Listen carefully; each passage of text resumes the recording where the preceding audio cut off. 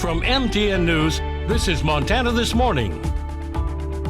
With the invasion of Russia, gas prices continue to rise. We'll talk about a Missoula organization that is helping you avoid the pain at the pump.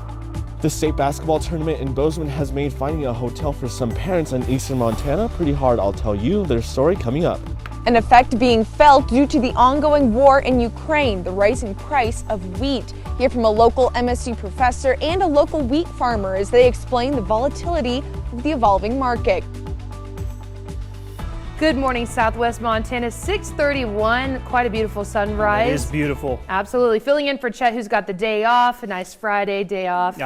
He times it just perfectly, doesn't right? he? Yeah. I mean, waking up at 2 o'clock this morning, I'm like, okay, I could see why Chet maybe needed a day off. Yeah, and a little chance to reset. And he's doing it well because the temperatures are on the rise as we're heading toward the weekend. Thank goodness. Single and double digits across the area, 3 below, according to the reporting station in West Yellowstone, 4 degrees below zero in West Yellowstone, according to our weather watcher. Ken, mainly dealing with cloud cover as you get into the afternoon. The evening could bring some snow showers to western Montana, but a lot of that is going to stay in the mountains and really not be shared with the valleys. Daytime highs back into the 30s for today. Look for a little more wind, but a warmer stretch heading toward the weekend and early next week, but not without some chances of moisture. We'll talk about those chances, of course, in just a few minutes. See you in a bit. Most of our wallets have been hit with a huge punch. Consumer inflation jumped 7.9% over the past year. That's a new 40-year high. Gas, food, and housing prices drove the February price increases, but experts say it could get even worse. The newest data did not include the recent gas price hike that followed Russia's invasion of Ukraine. This is where MTN's Katie Miller comes in and talks to a Missoula organization about what you can do to avoid pain at the gas pump. Increases at the gas pump have us all wondering how you can save some cash. But Climate Smart Missoula says investing in a cheap bike or maybe even eventually an electric car can not only save you some cash, but can also help save the planet. Trying a different method of commuting might seem intimidating at first, but it's always worth a try. There's lots of Missoulian Abby Huseth likes to bike. I got this winter kind of beater bike. I picked it up for a really cheap price at Free Cycles right up the hill, right on First Street. Huseth says her family only has one car. My husband drops our younger son, who's 15 months, off at his daycare. And they're working to use that even less. He's definitely trying to minimize trips when he can. Executive Director Amy Sillenberg is also a fan of biking. I also did a lot of put my bike on the bus. Now she drives an electric car. With electricity, you're not bound by those price volatility that comes from a regular, gasoline-powered vehicle. She says there's plenty of options in Missoula to get from point A to point B. So if you're trying to save some money, it should be easy to find something that works for you. There's a lot of creative ways to get around that combine walking, biking, and busing. If you're looking for more information, you can head to Missoula in Motion to find out even more about ride sharing and carpooling. In Missoula, Katie Miller, MTN News. And the State B basketball tournament is drawing crowds from across the state to Bozeman. MTN's Edgar Cedillo spoke with some parents who feared they would not be able to come because of the high cost of getting a hotel room here in town.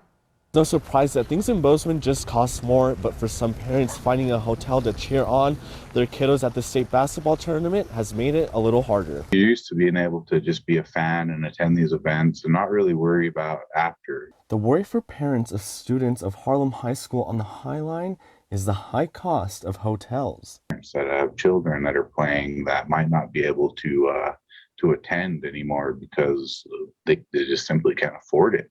Parents like Amy Murdoch were not able to book an affordable hotel in Bozeman, so for her, the easiest option was to commute. We're going to stay in Livingston and just travel back and forth. So I'm hoping that the weather's good. General manager of the Hilton explains that in Bozeman's hospitality industry is unique because of the demand. The tourists that come to town, we have a lot of other demand generators. Other big one is the university. And to break down the numbers, we took a look at 6 hotel prices for Bozeman, Great Falls, and Billings. I went on Hotels.com, looked at a stay for a family of 4 with 2 adults and 2 children for Friday through Sunday. Bozeman's was the highest at an average of $352. Great Falls' average was just around $176, and by far the cheapest was Billings at just under $140 a night.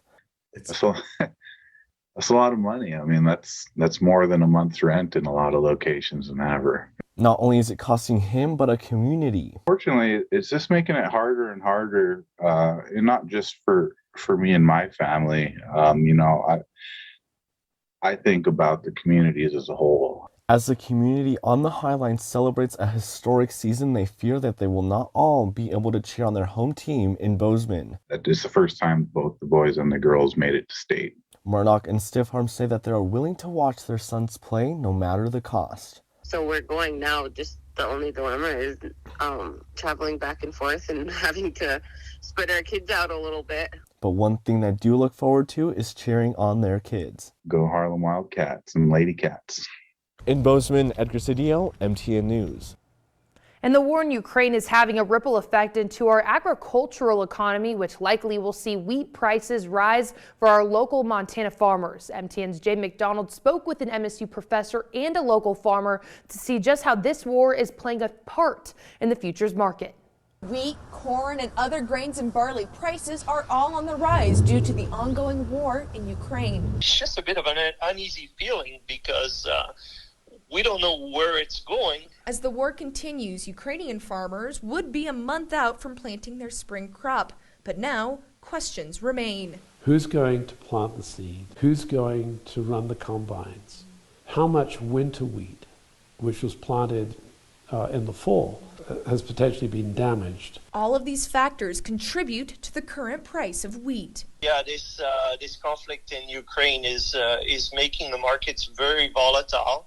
We're at record cash prices for wheat over the last 25 years, if not longer. Now, at the beginning of February, a bushel of wheat was about $7.70. The current price is nearly $13. Back in 2014, when Crimea was being invaded, we saw a similar jump, but not to this magnitude. Futures markets suggest that by September there'll be some moderation to more like the $10 range. Still, $10 is double what we typically see, the average being in the $5.50 range. But let's not forget that everything else is going up. Frank Gerneweg, part owner of Living Sky Grains in Three Forks, notes the rising cost in fertilizer and fuel paired with little rain. On our mind right now is that if we don't get grain, the price of wheat can be $100 a bushel, and if you don't have any to sell, it doesn't help a whole lot. Eyes remain on Ukraine and now weather patterns with the hope of rain.